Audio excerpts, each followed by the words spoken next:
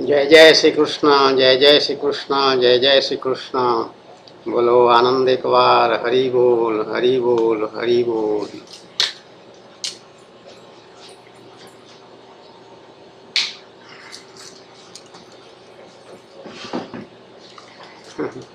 आज दिन शनिवार है और तिथि भाद्रपद शुक्ल पंचमी। मैं दूसरी राधा कृष्ण प्रिया कृष्णानंद डीके पंडा पूर्व आईजी पुलिस, मेरे स्वामी मेरे पतिदेव भगवान श्री कृष्णचंद्र के श्री चरणों में कोटि कोटि प्रणाम। बाकी सभी को आशीर्वाद, सबका कल्याण हो।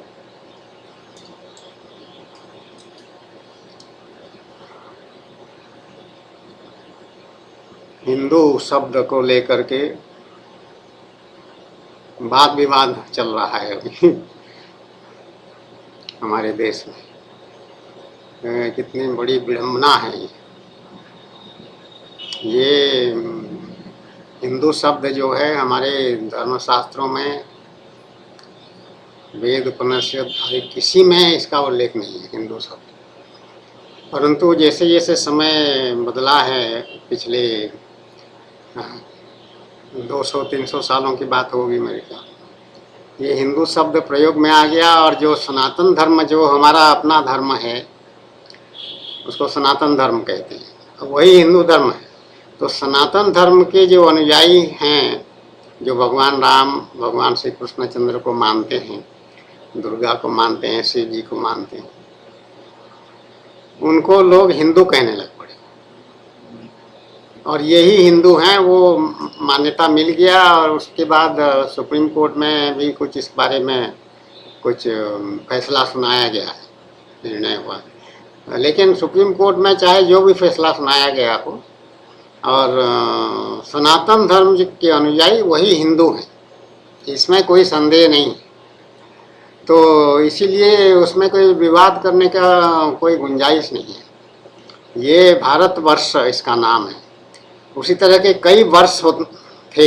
हमारा जो भागवत महापुराण में सृष्टि के से लेकर के आज तक का जो विवरण अंकित है, उसमें ये सब कई वर्ष हैं, कई समुद्र हैं, इसका उनका सबका वर्णन है सटीक रूप से। तो भारतवर्ष में भरत राजा थे, उनके नाम पर ये भारतवर्ष, भारत नाम पड़ा। वो बहुत पराक्रमी और चक्रवर्ती सम्राट थे, उनके 100 पुत्र थे इस तरह के।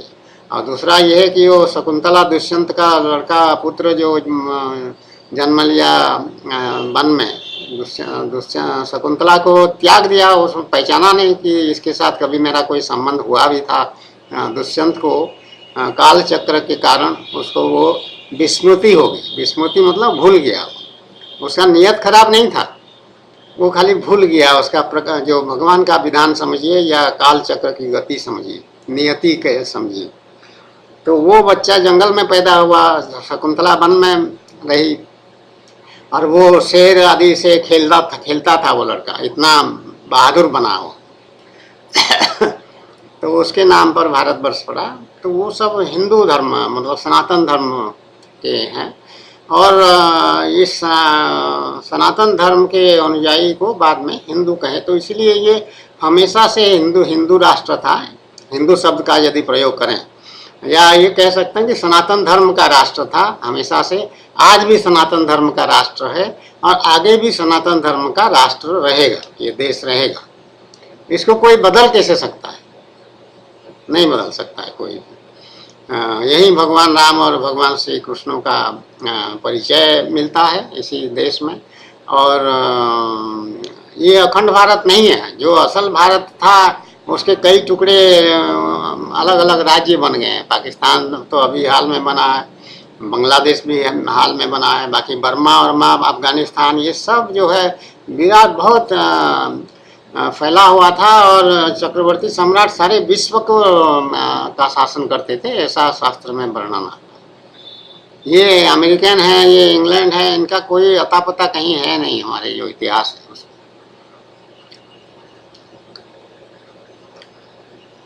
तो सारा विश्व इनके अधीन था। तो इस तरह से देखा जाए तो सब पूरा हिंदू राष्ट्र है या सनातन धर्म का राष्ट्र है। राज्य था, विराट राज्य था। सम्राट हुआ करते थे, सम्राट के अधीन अलग अलग राजा होते थे। तो इसलिए सनातन धर्म का ये देश है, और जो सनातन धर्म के अनुयायी हैं वही यहाँ के मूल निवासी हैं, और जो भी इस देश में रहेगा वो हिंदू ही कहलाएगा, ये बात आ रही है। लेकिन बाद में जो है इस भारतवर्ष में इसको सोने की चिड़िया कहने लग पड़े, और यहाँ पे बहुत अपार धन संपत्ति, खनिज संपदा, सोने आदि, हीरा फिरा, ये सब बहुत यहाँ पे था हमारे देश में।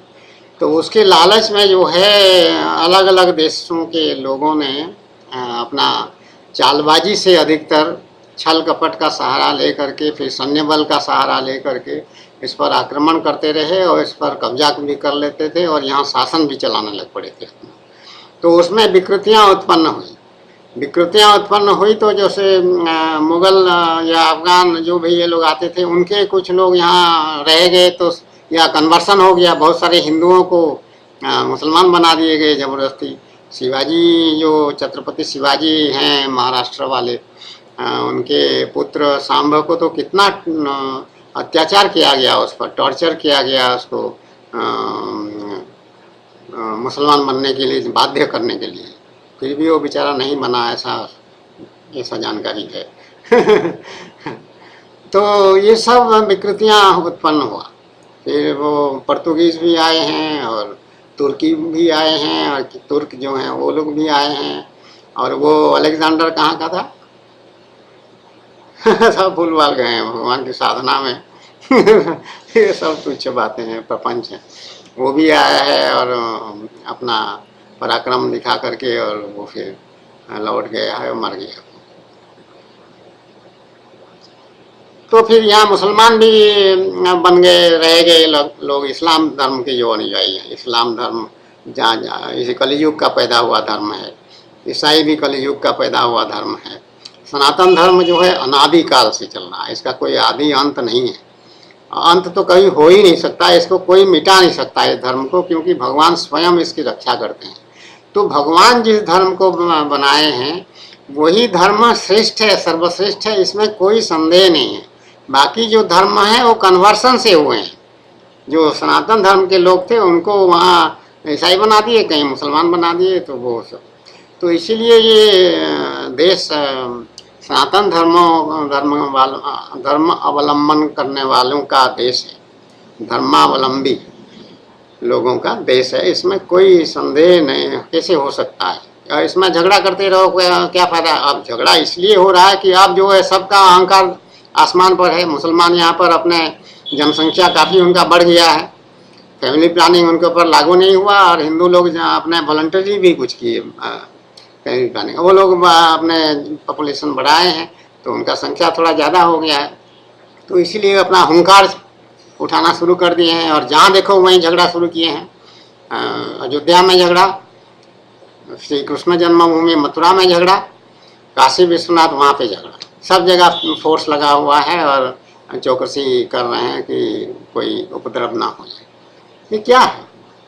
ये बहुत दुखद घटना है और शर्मनाक घटना है कि सनातन धर्म का जो राष्ट्र है, देश है, उसमें तुम अपना दावा कर रहे हो। जो मुसलमान आक्रमणकारी थे, मुगल हो चाहे अफगान हो चाहे जो भी हो, उन आक्रमणकारी के ताकत पे तुम इतिहास नया बनाना चाहते हो, और ये प्रमाणित करना चाहते हो कि ये सनातन धर्म का कोई मतलब नहीं है, और हमारा जो है यहाँ वर्चस्व है, और हम ताकतवर हैं, इसलिए हम ले के छोड़ेंगे।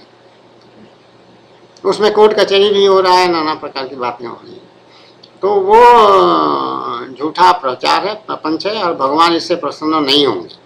भगवान जिस धर्म को निर्माण किए हैं और जिस धर्मावलंबियों का संरक्षण करते हैं, वो भगवान द्वारा बताया गया रास्ता ही श्रेष्ठ है। इसलिए सभी को इसी का अनुसरण करना चाहिए। और ये जो भी भगवान को के जन्म स्थान को लेकर के, भगवान के स्थान को लेकर के जो विरोध जो भी करेगा, वो निश्चित रूप से अधोगति होगा, उसका नुकसान होगा, उसका पाप कर्म होगा, भगवान के विरुद्ध अपराध हो जाएगा, और इससे बचना चाहिए सभी को। और ये हिंदू राष्ट्र है, क्योंकि सनातन धर्म आजकल कहने में थोड़ा लंबा पड़ रहा लग रहा है, इसलिए हिंदू कन्वेनियंट है। कन्वेनियंट मतलब आरामप्रद है वो शब्द का उच्चारण करना। जैसे भगवान मेरे स्वामी श्री कृष्णचंद्र का नाम लेना थोड़ा क्लिष्ट है, थोड़ा कठिन है, कृष्ण कहना पड़ता है। राम कहना बहुत बढ़िया, राम राम राम कह दिए। और राधे कहना भी और उसी तरह बहुत आराम है, तो राधे राधे करना शुरू कर दिए। तो लेकिन कृष्ण तो कृष्ण रहेंगे ही ना, और जो कृष्ण नाम उच्चारण कर लिया तो एक बार फिर उसी में भगवान श्री कृष्ण चंद्र के शरण में ही रहेगा, ऐसा नियम है। तो भगवान का आदर करना चाहिए सभी संप्रदाय के लोगों को, और ये मान के चलना चाहिए। और हिंदू से हिंदुस्तान हुआ है, इसमें मुझे कोई संदेह नहीं है। वो अरबिक ओरिजिन और फलाना ओरिजिन का जो तर्क दे रहे हैं वो व्यर्थ का तर्क, खाली वितर्क है, वो खाली बहस करने के लिए एक बेतुका अपना निकाल लिए। चाहे हो ओरिजिन फोरिजिन जो भी है चाहे हो, लेकिन मान्यता के अनुसार वो ये है कि वो पाकिस्तान बना और इस्लाम राष्ट्र बना हो।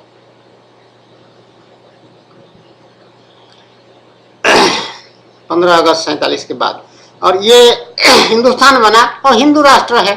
लेकिन वो नेहरू और जो प्रधानमंत्री वगैरह थे वो मूर्खामी करके उसको कहे हम धर्मनिरपेक्ष हैं, बड़ा बड़ा बड़ा उदारवादी, हमारा सीना बहुत चौड़ा है। और तो जानते नहीं है कि ये लोग कितने कुटिल बुद्धि के हैं।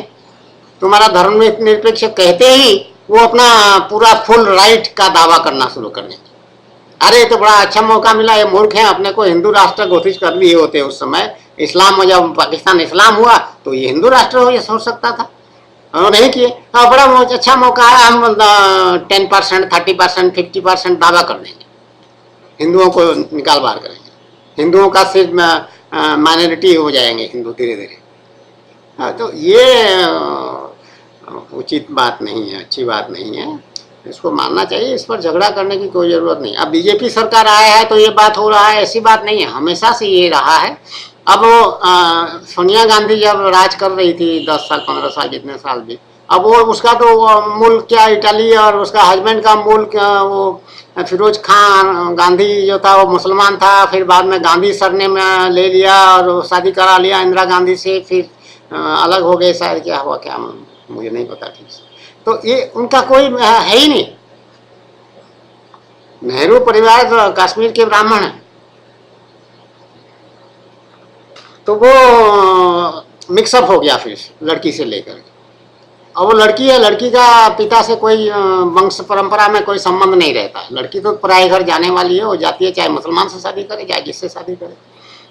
वो ब्राह्मणत्व उनका नष्ट हो गया पूरा। तो ब्राह्मण का चरित्र संस्कार अलग होते हैं, और मुसलमान और दूसरे लोगों का संस्कार चरित्र अलग होते हैं, बिल्कुल अलग होते हैं। वो दिखाई पड़ जाएगा, कभी भी कोई बैठ के बात करो देख लो। तो इसलिए उनका कोई आधार नहीं था, उनका जो जिसको पेडिग्री कहा जाता है वो पेडिग्री नष्ट हो गया। तो यहाँ पर प्यूरिटी चला आ रहा है सनातन धर्मों में। बहुत अधिकांश परिवार जो है अपना वंश और परंपरा को अनुसार शादी ब्याह करते हैं। आजकल कलयुग है तो कलयुग में मिक्सिंग अप थोड़ा सा ज़्यादा होने लग पड़ा है, और होगा और बढ़ेगा। ये कलयुग के प्रभाव के कारण ऐसा होगा। लेकिन राष्ट्र की संज्ञा तो नहीं बदल जाएगी, राष्ट्र का परिचय तो नहीं बदल जाएगा, राष्ट्र तो हिंदू राष्ट्र ही रहेगा। तो मैं तो ये कहती हूँ कि संविधान संशोधन करके इसको सीधा सीधा हिंदू राष्ट्र ही घोषित कर दें, उससे सब संशय नष्ट हो जाएगा। और जैसे नेपाल हिंदू राष्ट्र है, अब वो संविधान बना रहे हैं, उसमें उसको रखेंगे कि नहीं रखेंगे नहीं मालूम, लेकिन हिंदू राष्ट्र है। और नेपाल के जो राजा हुआ करता था उनका बड़ा सम्मान होता था, और जगन्नाथ धाम पुरी में जगन्नाथ मंदिर में उनका वो पैटर्न माने जाते थे। उनका स्वागत सत्कार वहाँ होता था जब भी वो आते थे दर्शन करने के लिए। तो ऐसी पुरातन परंपरा है। तो हिंदू राष्ट्र है नेपाल। तो उसी तरह से भारतवर्ष को भी और इंडिया कहना बंद कर दें। ये इंडिया कहने से सब गड़बड़ हो गया। अंग्रेज लोग ये सब हरकत किए हैं कि हमारा संस्कार संस्कृति धर्म को पूरा तहस नहस करके नष्ट कर डालें। ये अंग्रेजों का षड्यंत्र था, और उसमें बहुत हद तक वो सफल हुए, क्योंकि जो एजुकेशन शिक्षा का पद्धति उन्होंने लागू कर दिया उसी में सब खाली क्लार्क हो गए, और जो भारतीय सभ्यता संस्कृति है उसको भूल गए, या तो उसके प्रति उनमें उनके मन में घृणा भाव हो गया। इस पर एक कई लेख आए हैं, हमने पढ़ा है, हाल में पढ़ा है, और इसको क्या कहते हैं, मैकोलिज्म। मैकोले जो था, लॉर्ड मैकोले वाइसरॉय था या क्या था, उसी ने ये चालाकी किया था। उसने कोई रिपोर्ट भी बना करके ब्रिटिश पार्लियामेंट में दिया था कि मैंने ऐसा किया है, इससे ये सब जो हिंदू धर्म है इनका ये नष्ट हो जाएगा, हिंदू लोग ही हिंदू धर्म से घृणा करेंगे। तो ये बड़ा लॉन्ग टर्म उनका चालाकी और किया। ब्रिटिशर्स को लोग बड़े जेंटलमैन बोल के कहते हैं, एकदम जेंटलमैन बिल्कुल नहीं है, वो षड्यंत्रकारी, विघटनकारी, भयंकर वस्तु हैं, वो राक्षस हैं। जो दूसरों का जानबूझ करके अनिष्ट करता है, विशेषकर उसके धर्म को नष्ट करता है, वो असुर है। अंग्रेज यहाँ बिल्कुल जेंटलमैन नहीं, उल्टा है ना। सनातन धर्म में बहुत सारे भद्रलोक उसको कहते हैं, उड़िया में भद्रलोक कहते हैं, बंगाली में भी भद्रलोक कहते हैं, और बाकी जगह भी कहते होंगे भद्रलोक। भद्र शब्द जो है वो संस्कृत भाषा का है, अनुमान मेरा ये। तो जो जेंटलमैनलीनेस है वो हमारे सनातन धर्म में बहुत मिलेगी, और यहीं का बासिंदा जो है ये कहने का साहस और नैतिक बल रखता है कि कोई तुमको एक गाल में थप्पड़ मारे तो उसको दूसरा गाल भी दिखा दो, ताकि वो संतुष्ट हो जाए अपने हिंसा से, या उसको शर्म आए। दोनों बातें हो सकती हैं। तो हम कष्ट सहने वाले हैं, बहुत कष्ट सहते हैं। हमारे मंदिरों का, सोमनाथ मंदिर को किसने लौटा? कला पहाड़। जगन्नाथ धाम में जगन्नाथ मंदिर पर किसने आक्रमण किया? यही लोग किए। तो सब जगह तुम खाली अपना मंदिरों को तोड़ फोड़ नष्ट करके वो आज भी वही काम करना चाहते हो, और अपना अधिकार पूर्वक, बलपूर्वक। ये सौभाग्य है कि इक्वल सिटीजनशिप राइट दिया है। तो मैं तो कहती हूँ संविधान संशोधन करके केवल हिंदुओं को ही यहाँ पे वोट देने का अधिकार दिया जाए, बाकी लोगों को वोट देने का अधिकार से वंचित कर दिया जाए। उनका देखभाल होगा, खाना पाना, राशन पानी जो भी मिलना है वो उनको मिलेगा, सुलभ होगा, परंतु अधिकार से वो वंचित कर दिए, जिससे कि ये उधमबाजी जो मचा रखे हैं हमेशा, हर दिन ये खाली यही चल रहा है। और वहाँ कम्युनल राइट, वहाँ कम्युनल राइट, उसके बाद उनका एकदम कम्युनल राइट को एकदम बंद हो जाएगा। फिर सेकंड क्लास सिटीजन। व्यवहारिक नहीं है ऐसा बहुत लोग कहेंगे, लेकिन क्यों व्यवहारिक नहीं है? सब चीज व्यवहारिक है। अब पाकिस्तान बना, जाओ वहाँ जाओ, वो तो स्वतंत्रता दिया गया था वहाँ जाने के लिए, लेकिन कोई कहीं पढ़े उड़े हैं इस तरह की बातें कि जो यहाँ से पाकिस्तान मुसलमान गए हैं वहाँ, उनको क्या कहते हैं वो लोग, उनको हीन दृष्टि से देखते हैं, घृणा की दृष्टि से देखते हैं, और कहते हैं क्या मुजाहिदीन कहते हैं या क्या कुछ, ऐसा कुछ कहते हैं। ये विडम्बना देखिए, वही मुसलमान हैं दोनों, इनको नीचा बताते हैं कि ये स्वीकार नहीं है, उनको एक्सेप्ट नहीं करते, रिजेक्ट कर दिया। तो वहाँ से तो यहाँ ज़्यादा अच्छे हो, या डेमोक्रेसी है और ये पूरा फ्रीडम है, और कॉन्स्टिट्यूशन के सारे फंडामेंटल राइट्स तुम लोगों को मिला हुआ है। जब संविधान संशोधन के द्वारा हिंदू राष्ट्र घोषित हो जाएगा तो फंडामेंटल राइट्स भी बहुत कटेल हो जाएंगे, बहुत सारे आपको सुविधा नहीं मिलेगा, तो उसमें शांति में फिर रहोगी। नहीं तो उग्रता और जितने आतंकवादी घटना सब ये कर रहे हैं, षड्यंत्र, IM पाईएम क्या क्या, सीमी फीमी ढिमी की दिमाग। अरे शांति से रहो, तुम क्यों उछल कूद कर रहे हो इतना ज्यादा? आके मुंबई में 26/11 का हरकत कर दिए, ये तो एस्टेब्लिश हो गया, प्रूव्ड है, तो फिर भी शर्म नहीं आती है मुसलमानों को और पाकिस्तानियों को।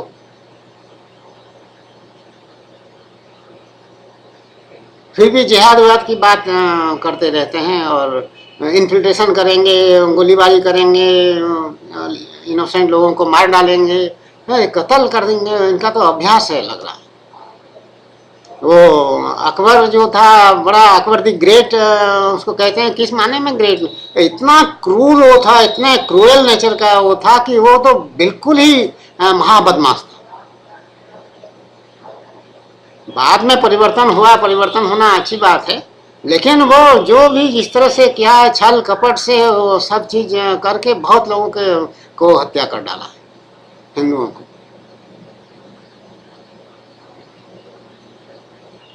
तो ये इतिहास कैसे कोई भुला सकता है? और उसी तरह का व्यवहार हमको करना चाहिए, और सबको सावधान होकर के, सरकार को भी, जो वर्तमान सरकार है उनको बहुत चौकन्ना होकर के बहुत दृढ़ता पूर्वक निर्णय लेना है। अगर मोहन भागवत ने कहा कि सभी यहाँ जो रहते हैं सभी हिंदू हैं, तो हैं, ठीक है, हिंदुस्तान है, सब जो भी रहता है यहाँ वो हिंदू है।